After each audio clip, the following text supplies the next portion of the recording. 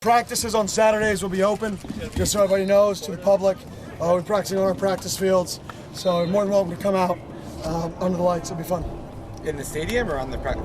I believe it's on the practice fields. We'll confirm and send something out. If the game fields are in certain conditions, we'll transfer it to the game field. But I kind of like the environment of the fans on the practice field under the lights. I got to enjoy that. Are we going to get the "We Are the Champions" every day, or is that going to taper off at some point? I think the guys have tuned it out, which was the whole goal, is to be able to tune out all the outside noise and just practice. So we may be able to change that up, because I like that song and I'm starting to hate it, which is unfortunate because it's such a great song. How has this spring roster compared to your, not just ASU, but just your time as a coach and what seems possible for this team? Yeah, we have some depth. You know, when we rotate guys in and out, or we have some guys go out, or we hold some guys out, and the next guy goes up, it's not, oh crap, this guy's out up front, so we can't play our right side of our O-line because we don't want to get somebody hurt. And we have enough depth that people can play with each other, and we can intermix a little bit of ones and threes, which is a huge positive. Like I tell the guys, talent's talent. So many teams have talent, so great, we have talent. Like, that does nothing. Like, who cares? It's about the effort, it's about taking care of the football. We were one of the 5 best teams in Power 5 football last year, and taking care of the football. 4 of those teams participated in the playoff. One of those teams, Colorado, had the best season they've had in ages, right? So there's such a correlation between the little things that we did last year. If we don't take care of those things and we're bottom 5 in turnovers, we won't even make a bowl game, right? Because that's just how it works. So we got to continue to do the things that got us there at an elite level, and that's the challenge. Coach, you said on Tuesday that you're not going to guarantee any of the running backs any playing time right now. Obviously, nothing when it comes to the depth chart or anything like that. How much of a message have you been trying to at least spread that to really just the entire roster as a whole, particularly to guys who maybe feel like that this is a spring where they are trying to prove themselves in a way? Yeah, I mean, well, some of the roster has earned the right to be a starter. Xavier Alford is our starting safety. Miles Rouser is our starting boundary safety. Right, there are guys, CJ Fight, I mean, I'm not going to go on the whole list of everybody, but we have a lot of guys who have earned the right to be the starter. Then there's a lot of positions where we got a lot of open competition.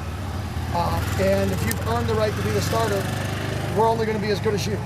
So if you become complacent, if your only goal was to start at Arizona State, I mean, then we've got the wrong players. I've recruited the wrong players. We have the wrong team, right? Those starters' goal better to be the best version of them and to be the best team we can be.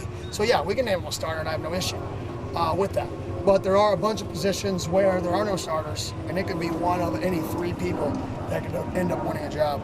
Was the finishing reps aspect that you talked about on Tuesday, was that better today? Drastically better. Like I said, I did a bad job on Tuesday, coordinated with the officials. Our guys rose to the occasion today. I was very impressed. How do you feel that the younger guys, but the older guys have just kind of shown the younger guys about the competition and everything, and how they've, I know it's only 2 practices, but the young guys adjusted so far? Yeah, I think I think some of them are still figuring it out. Our practice environment's a little bit different than other practice environment. In the middle of practice, people stand there and watch one person lose, right? And there's a reason for that. I want you to get used to failure. Like, responding to adversity is such a difficult thing to create. So what's more adverse than 105 teammates screaming and cheering for the person who just beat you?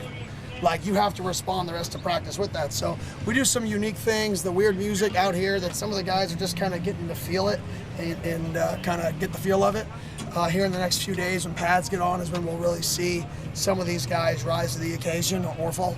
Coach, you were one of several coaches at the Molly Miller press conference yesterday. What are you sensing about just the interconnectedness of Sun Devil Athletics right now? Yeah, I definitely think we're trying to get people here, or Graham, I love being here. Obviously born and raised here. This was always been one of the dream jobs of mine. So to get some people around here like Coach Powers, Coach Hurley's been here so long, that really love just being here, I think it's starting to show. And I think in order to win, especially as athletic department with so many sports, you have to win, because you have to sell out seats in all sports. And the only way for us to thrive in an athletic department is every sport. We can't have a weak link. Because we're such a big university. So we need every single sport to pull their weight and do their part, put butts in seats, win games, graduate players, all of it, in order to really thrive. What kind of immediate impact can AJE have this year? Big. How so? He's physical, he studies and cares, at an elite level. His care level is elite. And when you're a guy with that size, that athleticism, and your care level is that high, you usually play early. And our tight end room is deep. Our tight end room is good. And it's a challenging room to crack, but it's our job as a staff to get the best players in the field. If AJ proves and continues in his trajectory, then he may be a guy that we have to get in the field. It's not, I don't play people, they make us play. He may be a guy that makes me play. What does expanded on-field staffing enable? It allows us, special teams, our full 10-time coaches don't go special teams other than Coach Regal. So it allows our tight ends and tackles to work with SOG and Coach Mons when we're in punt, when tight ends aren't on punt, and work tight end tackle combos. It allows our DBs that aren't in to go work with our DB coaches or whatever drill we're trying to get. It allows us to almost divide and conquer more throughout practice and in the meeting room, which we couldn't do in the past. So a little different structure of special teams this year, and I think it's going to be positive. As you kind of touched on, how important is it to have that personal relationship by having open practices on Saturday with the community, with the fans? Yeah, I think it's just the more you can make your players. There's a reason you guys are out here other than to get you guys content. Our players, things are getting filmed. Have a day off. Losing a one-on-one rep. It's going on social media. Like, you can't just take a day off because everybody's going to see it. You can't just sit out a rep. And in today's day and age, right, you need as many things that can motivate guys. Guys got to know there's pressure always on them in practice. Practice cannot become complacent. It has to be like a game. So having 1,000 fans out here on the field watching and cheering, it just gets the energy level up. It puts the pressure on a little bit. Some of the younger guys, it's what we're trying to create every day in practice, just a little bit on steroids.